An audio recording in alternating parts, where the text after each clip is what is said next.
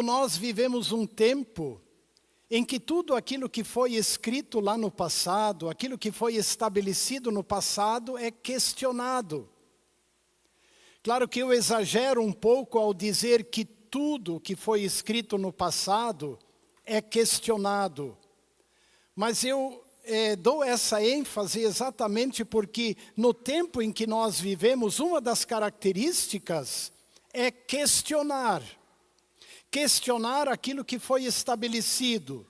E muito especialmente questionar o que foi escrito no passado distante. Basta olharmos ao nosso redor e nós veremos que questiona-se tantas coisas, coloca-se em dúvida tantas coisas. E uma das palavras do momento é a palavra reescrever. Nós ouvimos ela com muita frequência, que é necessário reescrever. E aí nós temos notícias disso e ouvimos isso, que há pessoas que querem reescrever a história, pessoas que querem reescrever as regras, reescrever os conceitos e também reescrever as doutrinas, ou a doutrina. E eu diria que não é preciso a gente lutar contra isso, porque essa é uma característica do nosso tempo. As coisas são assim. Questiona-se o que está estabelecido. Contudo, o que nós precisamos é nos posicionar.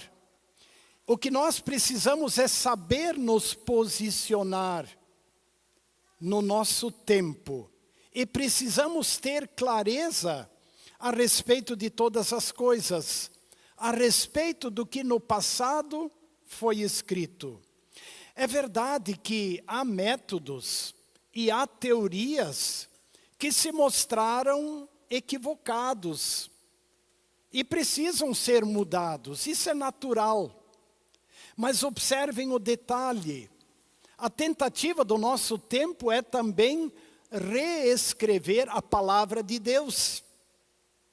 Reescrever o que Deus disse e que foi escrito num passado distante. Porque afirma-se que a palavra escrita e registrada há milhares de anos, que essa palavra não traduz mais a realidade do momento. Que os tempos são outros, os conceitos são outros. E que por isso esta palavra deveria ser reescrita. O que você pensa sobre isso? Hoje em dia, na verdade, despreza-se aquilo que está escrito por Deus e busca-se uma religiosidade que não está escrita. Ou seja, costuma-se dizer que cada um deve seguir aquilo que ele acha certo e que aquilo que satisfaz a sua vida. E aí, amigos e amigas, como é que nós reagimos? Como nos posicionamos? Vamos ouvir o Senhor Jesus. Ele disse, e isso foi escrito: se vocês permanecerem na minha palavra, serão de fato meus discípulos. Conhecerão a verdade e a verdade vos libertará.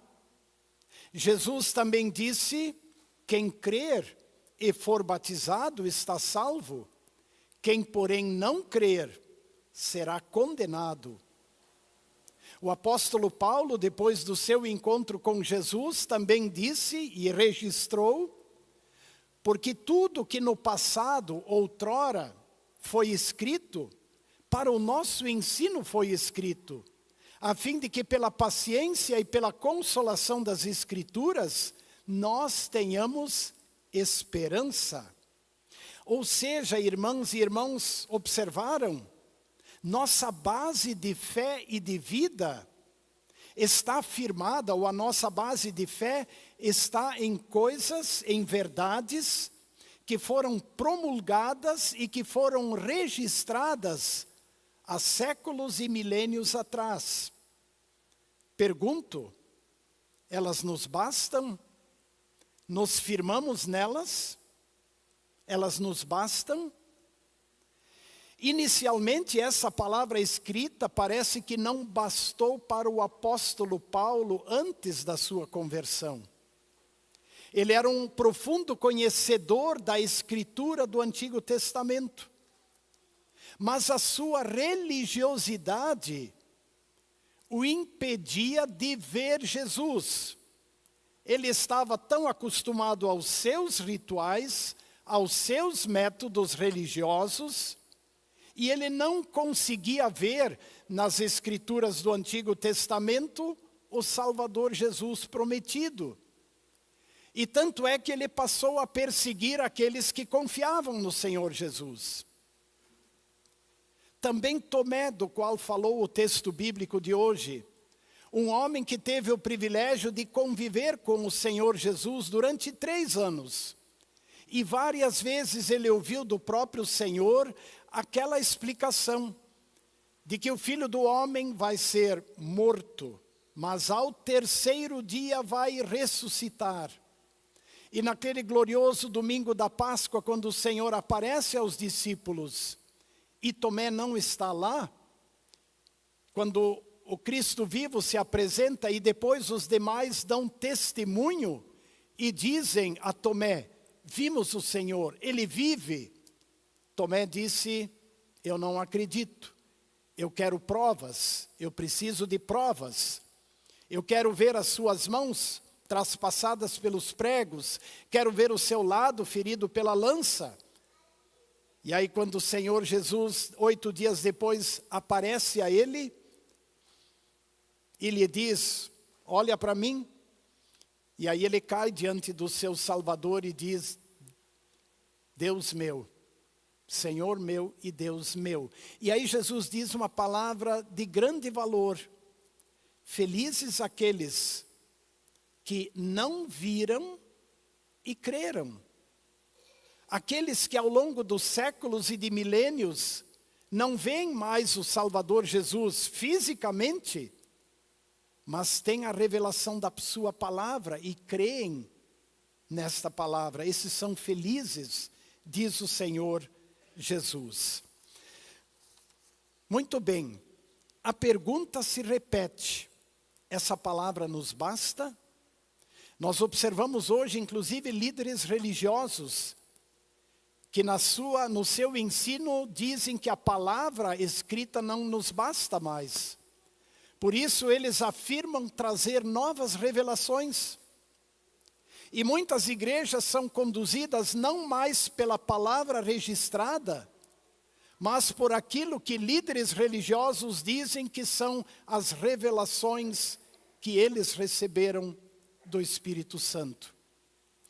Por isso mesmo que nós olhamos hoje para esta palavra do evangelista João.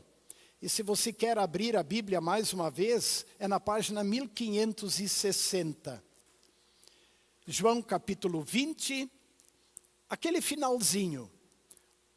O objetivo deste evangelho, página 1560. Depois de relatar, a ressurreição do Senhor Jesus, o evangelista conclui esse relato dizendo que, na verdade, Jesus fez muitos outros sinais na presença dos discípulos que não estão registrados, não estão escritos, não foram escritos por ele. E aí ele afirma que estes que estão escritos, que estão registrados, estes assim o foram para que vocês creiam que Jesus é o Cristo, o Filho de Deus, e para que, crendo, vocês tenham vida com Ele em seu nome, vida de filhos de Deus. O que está escrito é para que vocês creiam que Ele é o Cristo e que vocês tenham vida em seu nome. Se vocês virarem a página, os últimos 2 versos do Evangelho de João, ele mais uma vez enfatiza isso dizendo, este é o discípulo que dá testemunho a respeito destas coisas. e que as escreveu, e sabemos que o seu testemunho é verdadeiro. Vejam a importância destas palavras. João diz, olha, aqui estou eu. Ele não cita o nome dele, mas ele apenas diz, este é o discípulo que dá testemunho a respeito de todas estas coisas, e o testemunho dele é verdadeiro. Ou seja, João jura que o que ele escreveu é a verdade que ele viu e que lhe foi revelada pelo Espírito Santo.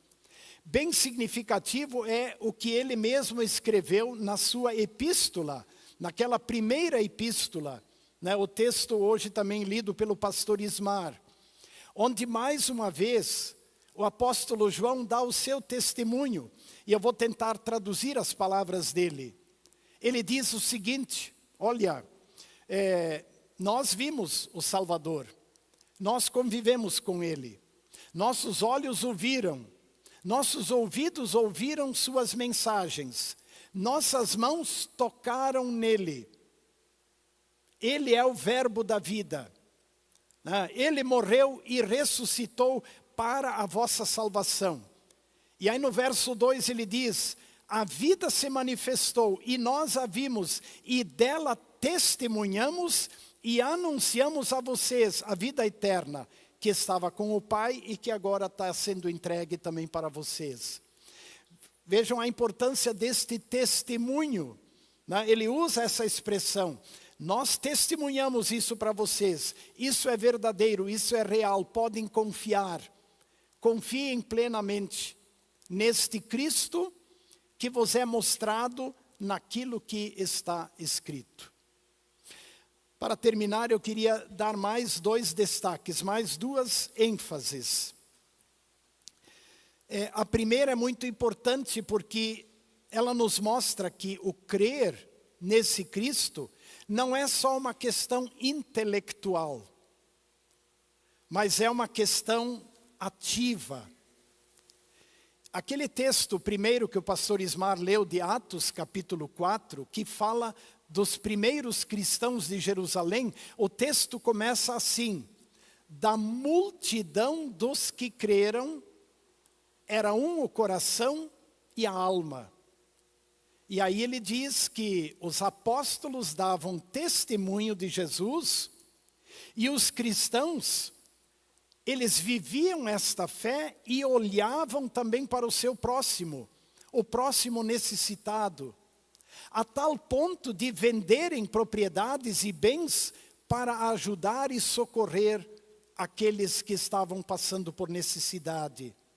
Observem como a fé, o crer deles se tornou ativo, não apenas um crer intelectual, mas um crer que se mostrou em atitudes de testemunho e de obras de amor, testemunho da ressurreição de Jesus e obras de amor em favor do próximo necessitado. Essa é a característica dos que creem. Eu às vezes fico pensando, quando eu vejo assim desânimo na igreja, falta de vontade, falta de disposição, falta de ânimo para prestar culto a Deus, para trabalhar, para servir, para participar, para ofertar. Quando eu vejo isso, sempre me questiono, isso é fé ou isso é apenas tradição religiosa? Eu falo isso, parecem palavras duras, mas são palavras para nos fazerem refletir. Esta verdade revelada e escrita que nos mostra o Cristo vivo, ela nos basta? Nós cremos nela e vivemos de acordo com ela? A segunda reflexão, e com ela eu termino. Eu comecei dizendo assim que vivemos um tempo em que se quer reescrever as coisas, os conceitos e a doutrina, e se quer reescrever a palavra de Deus. Eu digo assim, nós não precisamos reescrever a palavra de Deus, nós cremos nela. Ela é lâmpada para os nossos pés e luz para os nossos caminhos. O que nós precisamos reescrever é a nossa vida a partir da palavra. Isso sim. Porque essa palavra precisa nos levar ao arrependimento. E a atitudes novas, atitudes de amor para com Deus e para com o próximo. Atitudes de fé. Sim. Reescrever a palavra, não. Reescrever nossas atitudes com base na palavra, sim. Esse é o nosso desafio. O desafio para uma experiência fortalecedora. Deixar que a palavra de Deus reescreva o nosso viver diário. E que assim seja. Amém.